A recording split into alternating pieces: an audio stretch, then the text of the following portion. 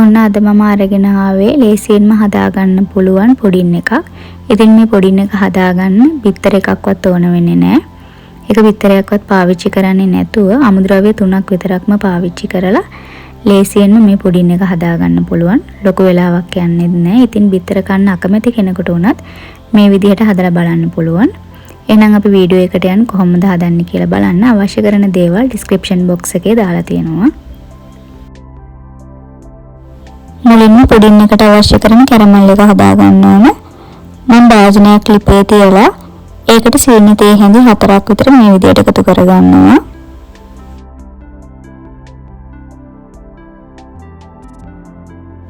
හැන්දක් පාවිච්චි කරලා මේ සීනි ටික දිය කරගන්න යන්න එපා. එහෙම වුණත් ඉක්මනටම සීනි ටික කැට ගහන්න බලනවා. ඒ වගේම අඩු ගින්දරේම මේ සීනි ටික දිය වෙන්න දෙන්න. ගින්දර ප්‍රමාණය වැඩි කරගන්න යන්න එපා. එතකොට සීනි ටික ඉක්මනටම දිය වෙන්න බලනවා. එතකොට තිත්ත රසක් එන්න පුළුවන්. සීනි ටික මේ ප්‍රමාණයට දිය වුණාට පස්සේ හැන්දකින් කලවම් කරගන්න. ඒ වගේම තමයි මේ වෙලාවේ හොඳට නටන උණු වතුර ටිකක් ඕන වෙනවා. උණු වතුරම එකතු කරගන්න බලන්න. මොකද ඇල් වතුර එකතු කරගත්තොත් මේ දිය වෙච්ච සීනි ටික ආපහු කැට ගහන්න බලනවා. ඒක නිසා හොඳට රත් වෙච්ච උණු වතුරම එකතු කරගන්න. අඬු කෝප භාගයක විතර උණු වතුර එකතු කරගන්න.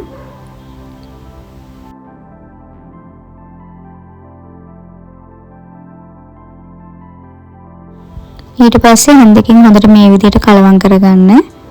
සීනි කැට ගහලා තියෙනවා නම් ඒ ටිකත් හොඳට දිය කරගන්න.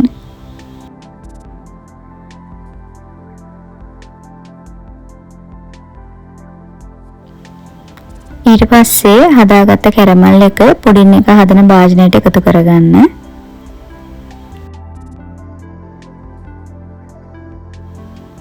කැරමල් එක භාජනයේ හැම තැනටම මේ විදිහට යවා ගන්න.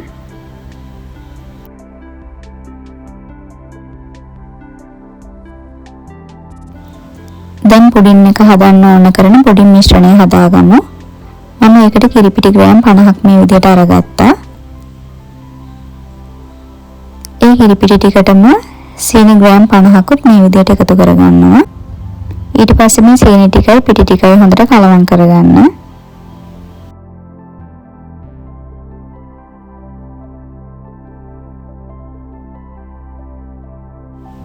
ඊළඟට උණු වතුර අඬු කෝප භාගයක් විතර එකතු කරගන්න.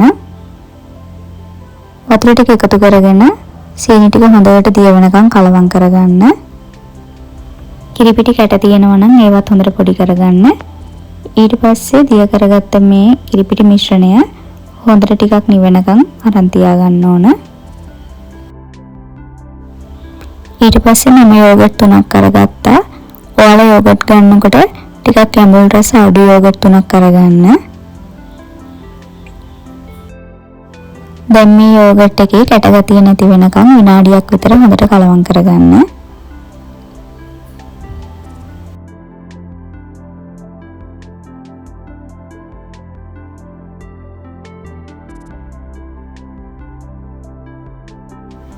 යෝගට් එක හොඳට ක්‍රීම් එකක් වගේ ආවට පස්සේ හදාගත්ත කිරිපිටි මිශ්‍රණය මේකට එකතු කරගන්න.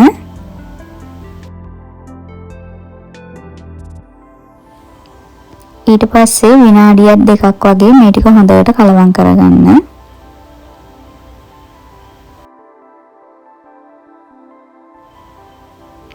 මේ විදිහට හොඳට කලවම් කරගත්තට පස්සේ කලින් කැරමල් දාලා ලෑස්ති කරගත්ත භාජනයට මේ පුඩින් මිශ්‍රණය එකතු කරගන්න ඕන.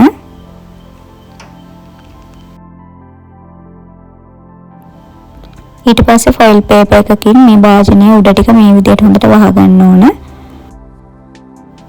ෆොයිල් පේපර් එකක් නැත්නම් පියනකින් හොඳට වහගන්න අතුලට වතුර යන්නේ නැති විදිහට.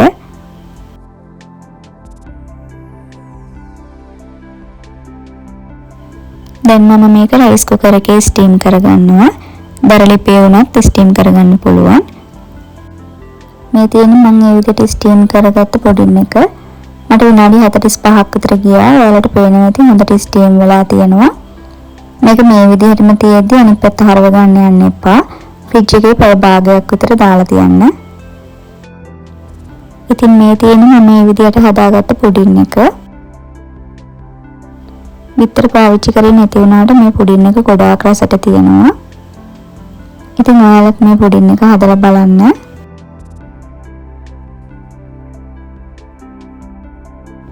හදලා අනිවාර්යයෙන්ම කමෙන්ට් එකක් දාන්න. තවත් දවසක හමු වෙමු. ඔයාලට සුබ දවසක්.